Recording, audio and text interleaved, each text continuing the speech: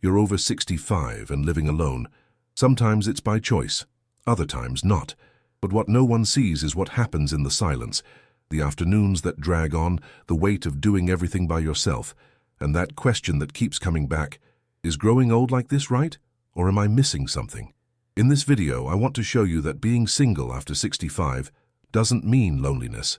It means opportunity. To rediscover yourself, to take care of yourself, to live with more ease, autonomy, and peace. Stay with me until the end, because maybe, for the first time, you'll see that this stage of life can be your best company. And if this message resonates with you, go ahead and like this video and subscribe. Here we speak from the heart and without taboo about everything that really matters in this phase of life. When you're single after 65, something starts to change, even if no one notices from the outside. Little by little, you stop asking for permission to be yourself. You start waking up on your own time, eating what you like, moving through your home slowly, and for the first time in a long while, you feel like you don't have to please anyone but yourself. This isn't selfishness. This is emotional freedom, and it doesn't shout. It whispers peace. For decades, you may have lived for others, family, kids, partners, responsibilities, but now this stage asks for something else. It asks for lightness, authenticity, reconnection. Living single allows you to hear your own voice, the one that was muffled by years of duties and swallowed silences. You begin to ask yourself, what do I really want now? And the answer comes from within, not from anyone else's expectations. Many think being alone means having no one to share life with, but sometimes the deepest pain comes from being with someone who dims your light. The emotional freedom of being single is, in fact, the right to exist whole, without needing to fit in, without needing to explain. And when that awareness arrives, it doesn't bring loneliness. It brings relief, a quiet, calm, and genuine relief. At first, the silence can be scary, especially when the house is empty and the ticking clock seems louder than the world outside. But over time, that silence begins to take on a new shape. It stops being absence and becomes presence. Presence of you with yourself. And that's when many people discover a strength they never knew they had. Being alone isn't just a physical state. It's an invitation to look inward. It's in this silent space that many people rediscover spirituality. It doesn't have to be religion. Just the sacredness that lives in small gestures, lighting a candle, listening to an old song, walking slowly in the morning, and feeling the sun on your face. These simple rituals take on new meaning, because now you have time to feel, to listen, to be grateful. What once was an empty room is now a temple that is yours alone. And the more you allow yourself to live that silence with respect and presence, the less it hurts, and the more it heals. Because the noise of the world distracts, but the silence reveals. And it reveals that you're still here, whole, pulsing with life, at peace with what has passed, in connection with what can still bloom. Maybe you've never had this much space to truly listen to yourself, and maybe, just maybe, that's exactly what you needed. A lot of people talk about loneliness, but hardly anyone talks about the little freedoms that come with it. Living alone after 65 often means rediscovering the joy of having a space that's entirely your own.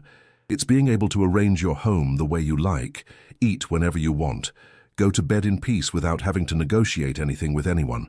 It might seem simple, but after a lifetime of taking care of others, it's a kind of breath that's priceless. You start to realize there's a lightness in not having to explain yourself.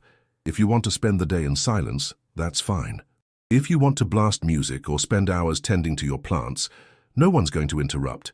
The daily rituals, making coffee, watering flowers, sitting down to write, or just doing nothing, take on a new glow. Because now they're yours, only yours. And that brings a kind of satisfaction that only those who live it will understand. It's like time has finally come back to belong to you. Of course, not every day is easy. But knowing you have autonomy, that you can make decisions without asking for permission, strengthens the spirit. That kind of practical lightness doesn't erase past pain, but it transforms the present, and shows you that, even alone, you can build a beautiful, functional, and meaningful routine, a routine that respects you and represents you. Living alone after 65 isn't an ending. It's a quiet but powerful restart. For the first time in years, you don't have to rush, give in, or adjust to someone else's schedule. The silence in the house, which once felt heavy, starts to reveal things that were hidden, memories, desires, parts of you that were left behind while life demanded strength, speed, and presence for everyone but you. Now time is yours, and with it comes something rare, the chance to meet yourself again. That meeting doesn't happen loudly. It comes in the details, the way you fold an old piece of clothing, the photos you find while organizing a drawer, the scents that take you back to who you used to be. Little by little, you start remembering what you used to enjoy, what moved you, what made sense before the world demanded so much. And in that quiet process, you realize there's still so much life inside you, and it doesn't need to be lived for anyone but yourself. Being single at this stage in life is more than just being alone. It's being whole. It's being able to honor your story without shame, without hurry, without needing to explain. It's being able to live at your own pace, respecting who you've been, but also embracing who you're becoming now. This freedom is rare. And when it comes, you understand that the most beautiful reunion in life is the one that happens with your own soul, when everything quiets down on the outside, but starts to bloom on the inside. Even when being alone is a conscious choice, loneliness still hits sometimes, and when it does, it doesn't ask permission. It enters quietly at the end of an empty afternoon, on a silent Sunday, or when you realize there's no one to share that little detail from your day that would only make sense to you. It's not weakness to feel that. It's a sign that your heart's still. It pulses because the soul still longs for company, but not just any company. It wants true connection, light, without demands, without pressure. And that's where a new possibility is born, building emotional bonds that don't imprison but embrace. We're not talking about starting over a love story, unless that really comes from your desire. We're talking about something simpler, more accessible, and often more powerful. Friendships with presence. Bonds formed with the neighbor who says good morning, with the lady at the market, with the group that meets to walk in the park. Small encounters that brighten the day. Conversations that make you laugh for no reason. Presences that don't invade but accompany. The freedom of living alone doesn't have to be lonely. It can be accompanied by relationships chosen with the heart, relationships that respect your time, your home, your silence. And when that starts to happen, the fear of being alone loses strength, because you realize you don't need a relationship to feel whole. You need bonds that honor who you are today, bonds that bring lightness, that bring life, that remind you every day that being single is not being without love. It's being surrounded by affection without giving yourself up. Maybe you've spent your whole life believing that happiness came from the outside, from a partner, from a full house, from a future that never arrived. But now at 65, 70, 80 years old, life is showing you something different.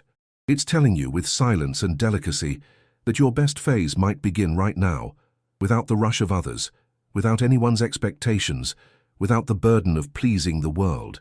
Being single in old age is not absence. It's space. It's free time to care for yourself, to listen to yourself, to respect yourself. It's rediscovering the ease of living in peace with who you've become, without apologizing for it. And the most beautiful part, it's being able to choose every day who to share your energy with, because when you are enough for yourself, any presence becomes a gift, not a need. After 65, a lot changes, but there's something that remains deeply true. The body still feels, the skin still senses, touch still matters. Even when we're at peace with solitude, there's a silent aspect of living alone that isn't always easy to put into words. The absence of touch, of physical presence, of human warmth. The body, like the heart, also craves care, attention, presence. And when that's ignored, sensations emerge that go beyond the mind. The emptiness isn't just emotional, it shows up in the body too, in the restrained gestures, in the saved-up hugs. That's why self-care takes on an even deeper meaning at this stage of life. Taking care of your own body isn't just about hygiene or routine. It's an act of love, of presence, of honoring your own existence. A long shower, applying lotion slowly, putting on a comfortable outfit that feels good, massaging your own feet, looking at yourself with more kindness in the mirror. All of that gives dignity back to the body that has carried you for so long. It's like saying to yourself, I care about me. I deserve to be well treated, even if it's by my own hands. And that's no small thing. That changes everything.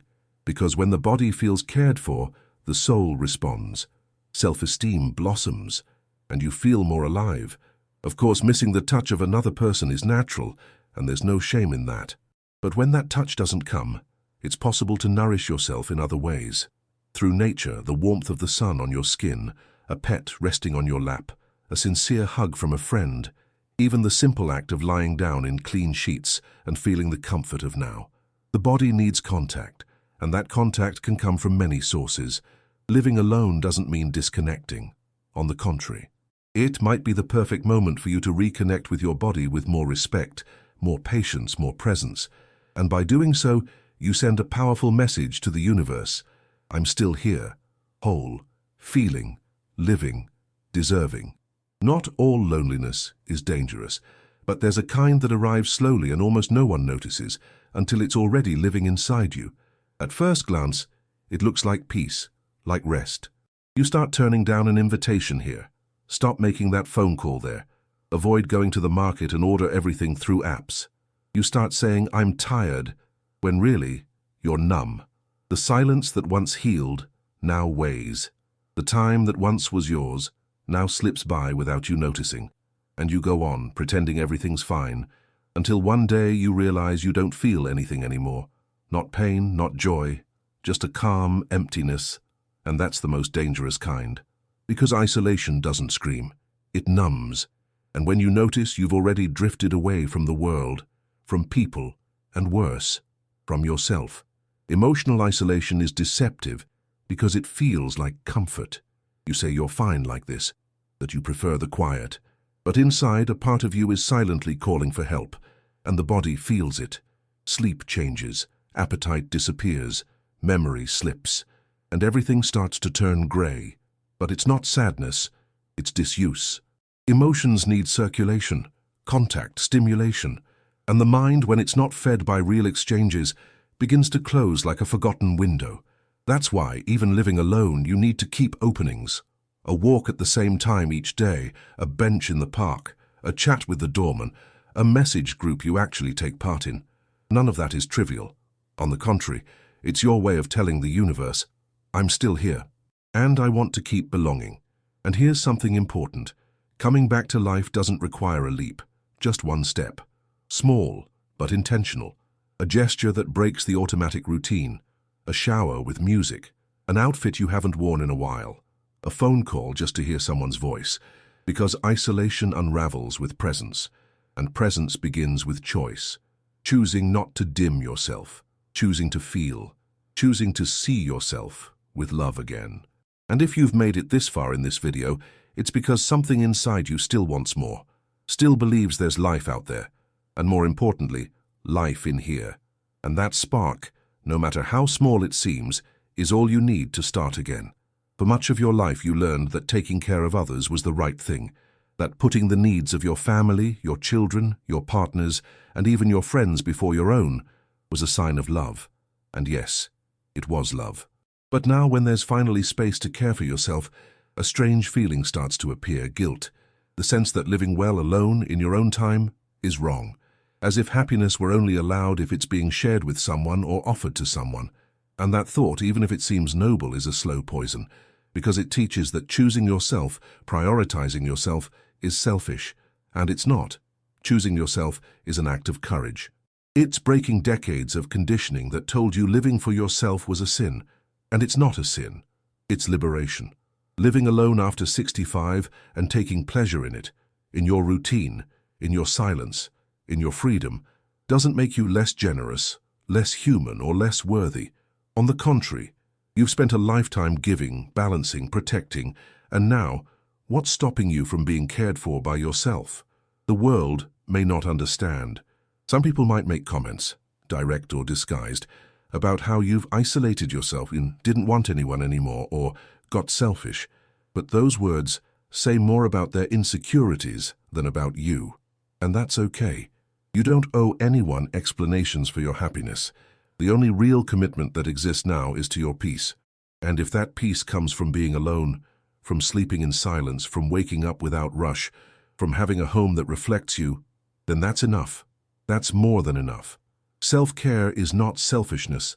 Self-presence is not absence. And living your own life after a lifetime of being everything to everyone is a right you've earned with dignity. When you put yourself first, it's not because you don't love others. It's because you've learned with time that only those who are whole can truly love, without losing themselves, without fading away. And when you understand that, something shifts inside. The guilt dissolves, self-esteem returns, and you finally allow yourself to be, in your own way, in your own time. And that's when, exactly then, the truest phase of your life begins.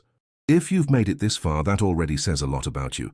It says that you have the courage to look within, that you're willing to break free from what you were told about aging, about being alone, about what should be. What you heard today wasn't just about living single, it was about living truthfully, about reclaiming your peace, your space, your essence. It was about remembering that, even with no one by your side, you can be deeply accompanied by yourself. What comes next doesn't have to be grand. It doesn't need big decisions or radical changes. Just one small gesture, one conscious step, one choice made calmly. Because the best phase of your life doesn't happen when everything is sorted out.